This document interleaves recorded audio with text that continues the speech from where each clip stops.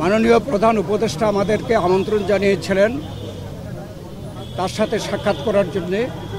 আমরা ইতিমধ্যে নামগুলো ঘোষণা করেছি, আমরা 4 জন এসেছিলাম। তবে আমাদেরকে আলোচনার বিষয়বস্তু আগে জানানো হয়নি।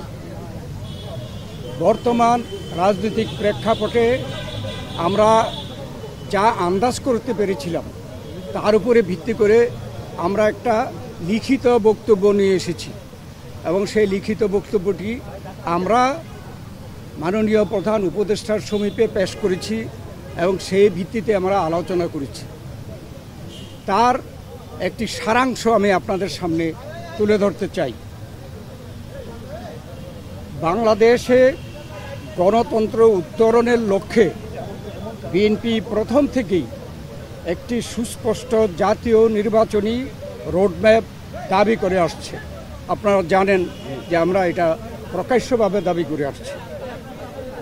সুষ্ঠু, নিরপেক্ষ ও অবাধ নির্বাচন অনুষ্ঠানের উদ্দেশ্যে সরকারের নিরপেক্ষতা বজায় রাখার স্বার্থে বিতর্কিত উপদেষ্টাদের বাদ দিয়ে উপদেষ্টা পরিষদ পুনর্গঠনের জন্য আমরা দাবি জানিয়েছি। বিএনপির প্রতিটি নেতা কর্মী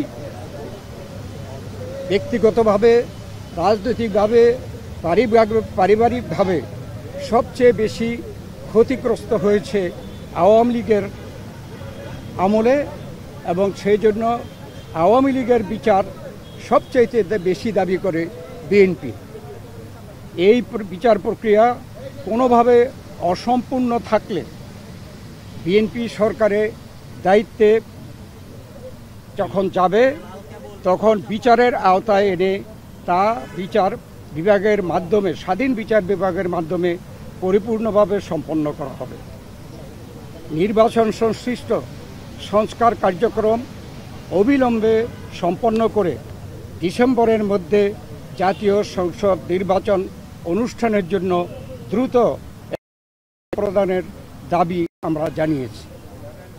বাংলাদেশের মানুষ বিশ্বাস করে যে অন্তর্বর্তীকালীন সরকারের মূল দায়িত্ব হচ্ছে একটি সুষ্ঠু, নিরপেক্ষ নির্বাচনের মাধ্যমে বাংলাদেশকে গণতন্ত্রে উত্তরণের প্রক্রিয়া দ্রুত সম্পন্ন করা হবে।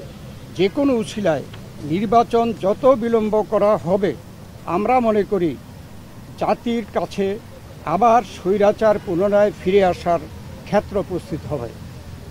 এর দায় দায়িত্ব বর্তমান সরকার ও তাদের সাথে সংশ্লিষ্টদের উপরে বর্তাবে। বিএনপি সম্প্রতি যে নানা ধরনের গুজব আছে, সেই প্রেক্ষিতে আমরা বিএনপির পক্ষ থেকে বলেছি, বিএনপি কখনই প্রধান উপদেষ্টার পদত্যাগ চায়নি, বরঞ্চ প্রথম দিন থেকেই এই সরকারকে সর্বাত্মক সহযোগিতা করে আসছে। আমাদের যে আলোচনা তার এই সারাংশ ছিল এতটুকু।